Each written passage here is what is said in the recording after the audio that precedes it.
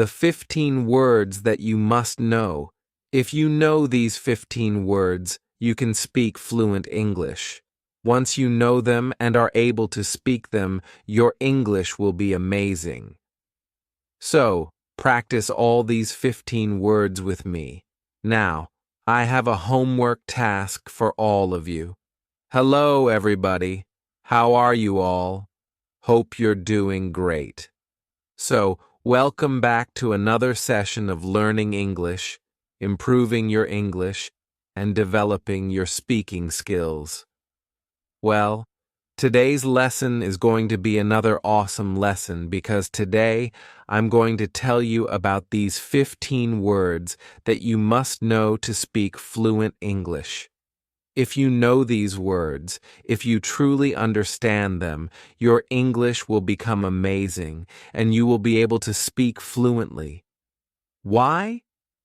Because we need words to communicate in English. Today, I have included words that are frequently used in spoken English. These words are not just for written or highly formal English. No. These words are part of advanced English, yet they are commonly used in everyday conversations and daily life. Learning them will help you speak fluently. Are you all ready for this? I'm Liba, your certified English language teacher, certified by the University of Cambridge, UK.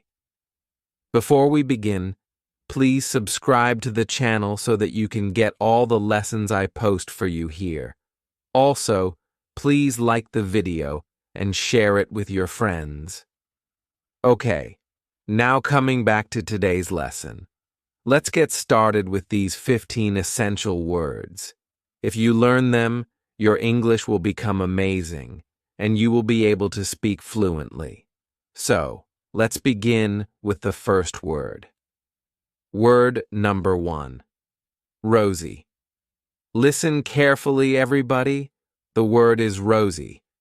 Now, you might think rosy is a simple word. It's a shade of pink, a soft, warm color. That's true.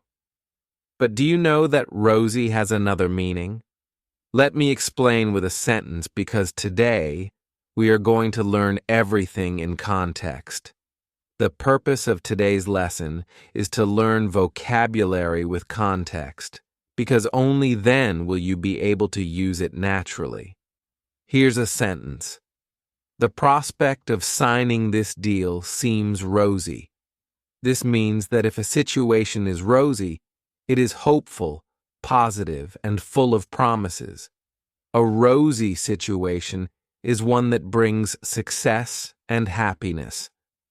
Examples. The financial condition of the company is rosy. We got a rosy opportunity to go and watch the match. Our day was rosy as we went out for a movie. Now it's your turn.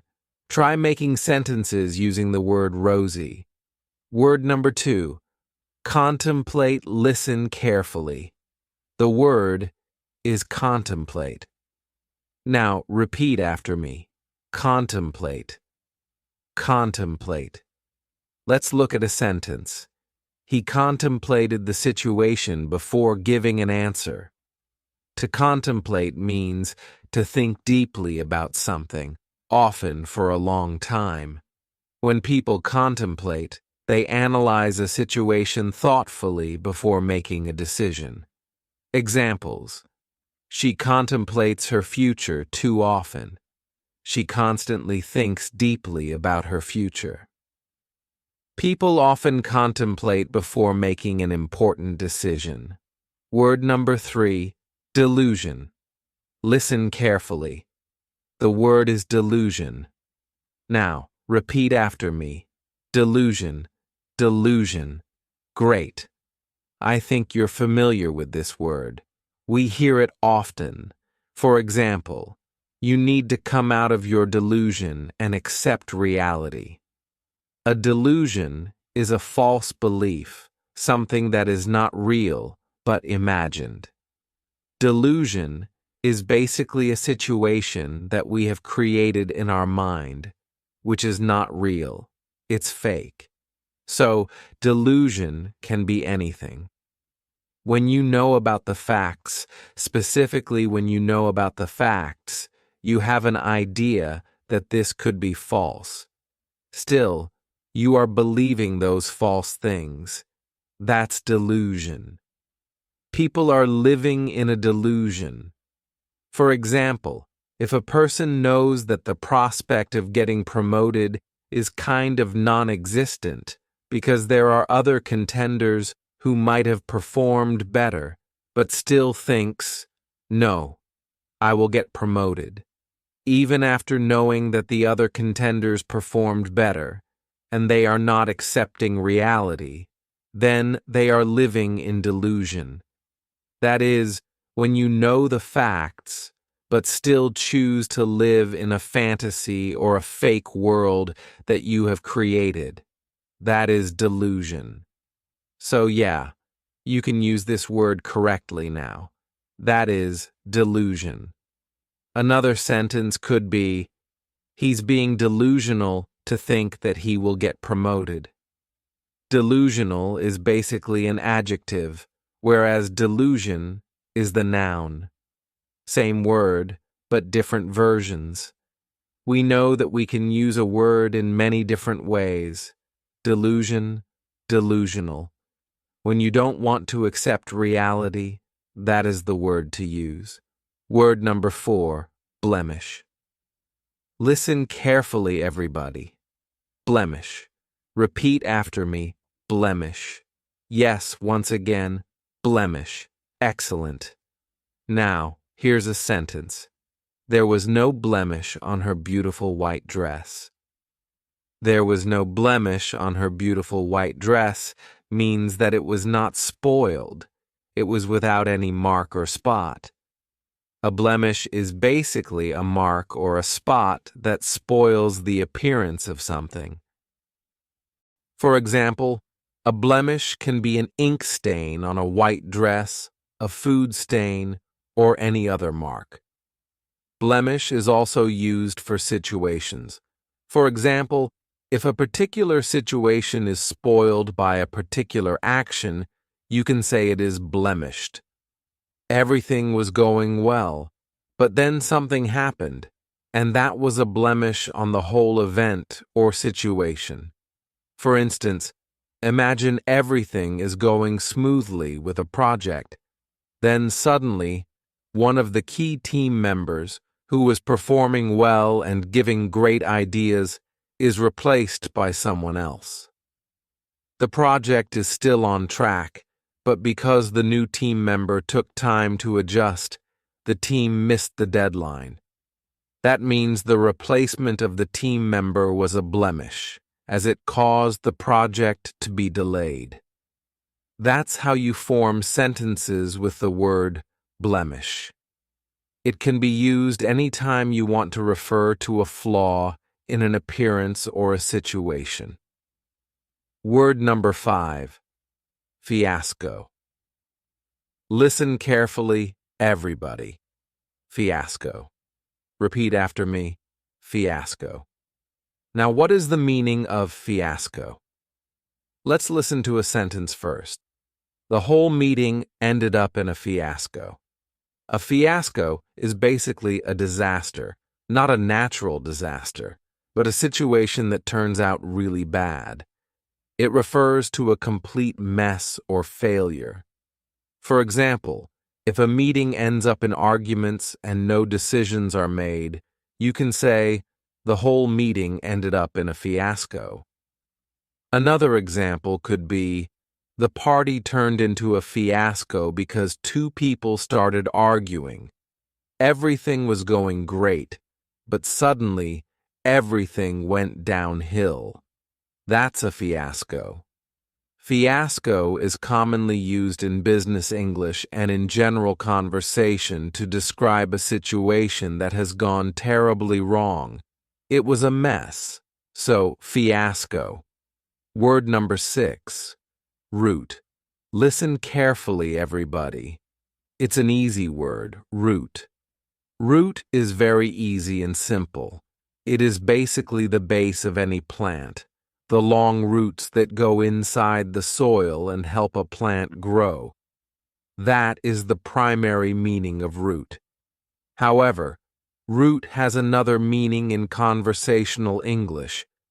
It also means the cause of something, specifically the cause of a problematic situation or an issue, why something is happening. There is also a common phrase, root cause.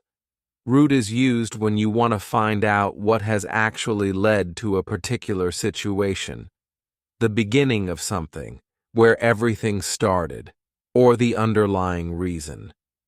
For example, we need to find the root cause of the delay immediately. Let's organize a meeting to discuss the root of this particular issue. Here, root of the issue means the cause of the issue, what is actually causing the problem. Root cause is a phrase we use often, and root generally means the base, foundation, or cause of a particular problem, situation, or issue. Word number 7, exaggerate. Listen carefully, everybody. Word number 7 is exaggerate. Now, repeat after me. Exaggerate, exaggerate. Remember, there is a double G in the spelling, but we do not pronounce the G strongly. Exaggerate. Excellent. Now, what does exaggerate mean? Do not exaggerate the situation by adding unnecessary details. To exaggerate means to make something seem larger than reality, to magnify it. For example, you buy something and exaggerate its price. I bought it for this much. It was from this amazing place. You attend an event and tell details that were not true. You are exaggerating. That means you are making the event seem grander than it actually was. Another simple example. You stayed in a 3-star hotel but tell people you stayed in a 5-star hotel. That is exaggerating, making something appear larger or more impressive than it really is. Another sentence. Stop exaggerating about the party that you attended. Or stop exaggerating the details of this project. Word number 8, euphoria. Listen carefully, everybody. Word number 8 is euphoria. Repeat after me, euphoria. Once again, euphoria. Now, here's an example sentence. The team felt a sense of euphoria after winning the match. Euphoria means feeling extremely happy about something, a sense of happiness, achievement, or excitement that arises from a particular situation. For example, the students were euphoric to know their results. My friend was caught up in euphoria after getting admission into her dream college. So, euphoria is the extreme happiness you experience when you achieve something great. It comes from a moment of greatness, winning a match, getting into your dream college, or receiving great exam results. All these situations can be described as euphoric moments, where you feel like you are on top of the world. Word number 9, futile. Listen carefully, everybody. Word number 9 is futile. Now repeat after me. Futile, futile, futile. Example sentence. All her efforts to make the project successful were futile as it rained heavily the next day. Futile means useless, something that has no purpose or has gone in vain. For example, your efforts for this project will become futile if you do not add more members to your team. This means that if you don't add more team members, your efforts will be wasted. Another example. If you don't submit the assignment on time, your assignment will become futile. This means the assignment will be useless if it's not submitted by the deadline. So, futile refers to something that has become useless, has no purpose, or was wasted effort. Word number 10, inevitable. Listen carefully, everybody. Word number 10 is inevitable. Repeat after me. Inevitable. Example sentence. The appointment of the new CEO was an inevitable decision. Inevitable means something that you cannot avoid. It is bound to happen. Some things in life are inevitable. Some things are bound to happen, and you have no control over them. For example, working extra hours is inevitable if we take up this project. That means working extra hours is something that will happen. It is unavoidable. So, inevitable is used for situations where you know something is going to happen and you cannot stop it. Word number 11, charisma. Listen carefully, everybody. Word number 11 is charisma. Now, repeat after me. Charisma, charisma. Example sentence. There is a charisma in the way she talks. Another sentence. He has such a charismatic personality. Charisma or charismatic refers to the power to influence or attract people in a positive way. Great leaders have a charismatic personality. That's why they can influence people. For example, politicians, business leaders, or public speakers often have charisma, which makes people want to listen to them. Her voice is so charismatic. So, charisma is the ability to attract and influence others in a positive manner. Leaders in the world, all the leaders in the world, and all the people who establish big businesses, like we know around the world, people have done that. The founders and all those individuals have that personality. They have something in them. That's why they were able to create such a big thing. Charisma, charismatic personality word. Number 12, lure. Listen carefully, everybody. Word number 12 is lure. Now, repeat after me. Lure, L-U-R-E. Example sentence. She was lured into accepting the job due to a high salary package. To lure means to attract somebody to do something by offering them something in return. It is like making someone feel compelled to act because they are given an incentive. For example, you may want something. Maybe your friend has a good assignment and you lure your friend into helping you by offering something in exchange. So, lure means to attract someone to do something by offering a reward, kind of like a deal. However, it may not always seem like a deal up front. For example, they launched a new campaign to lure customers. They launched a new advertisement campaign to lure customers. What are advertisements actually? They are meant to lure customers, persuading them to buy a product. Children, in particular, often get lured by advertisements. For example, if they see a toy commercial, they become so attracted to it that they ask their parents to buy it. Similarly, beauty product advertisements claim to offer benefits like soft skin, glowing skin, and more. They are luring customers by offering them something desirable. Another meaning of lure is charm, the attractiveness of a place or thing. For example, the lure of the city lies in its green forests. Here, lure means the charm or appeal of a place, especially due to its natural beauty. Word number 13. Wary, listen carefully, everybody. Word number 13 is wary. Now repeat after me. Wary. W-A-R-Y. Example sentence.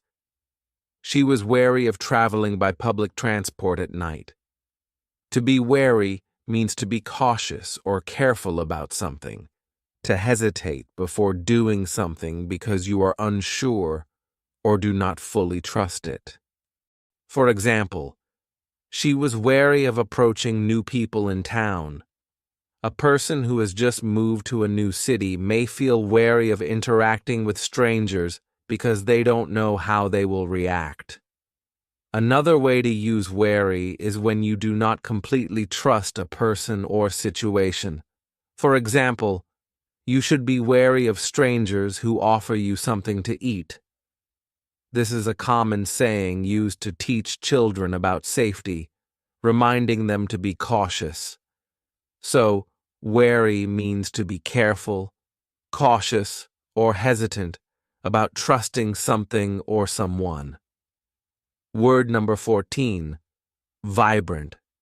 Listen carefully, everybody. Word number 14 is vibrant. Now, repeat after me, vibrant. Example sentence. The painting was full of vibrant colors. Vibrant means bright, full of life, and energetic.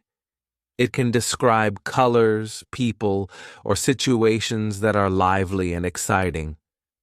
For example, look at the vibrant flowers spread over the garden. Here, vibrant flowers means flowers that are bright and full of life. Another example. She has such a vibrant personality. A vibrant personality refers to someone who is full of energy, excitement, and positivity. Vibrant can describe anything that is full of enthusiasm, energy, bright colors, or life. Word number 15, enigmatic. Listen carefully, everybody. Word number 15 is enigmatic. Now repeat after me. Enigmatic. E-N-I-G-M-A-T-I-C. Example sentence. We participated in a treasure hunt, which was an enigmatic experience for us. Another sentence. He has an enigmatic personality. She's kind of an enigma to everybody. Enigmatic means mysterious, something that has an air of mystery around it. For example, introverts with great personalities are often considered enigmatic because they keep to themselves but still leave an impression. The novel is full of enigmatic situations. This means the story is full of mysteries, twists, and surprises. Conclusion. These were 15 important words that you must know. If you learn these words and use them in daily conversations, you will be able to speak fluent English. Practice all these words, and once you know them well, your English will be amazing. Words with me. Now, I have a homework assignment for all of you. You are supposed to create 2 of your own sentences. Make 2 sentences for each word that we have discussed today in this video. That is your homework, because in this manner, everything that we have discussed and learned today will be more solidified in your mind. You will be able to use these words more fluently and naturally in conversation. So, create your own sentences, keep practicing, and keep learning. This was it for today. This was the lesson on the 15 words you must know to speak fluent English. I'm going to meet you again with a new lesson.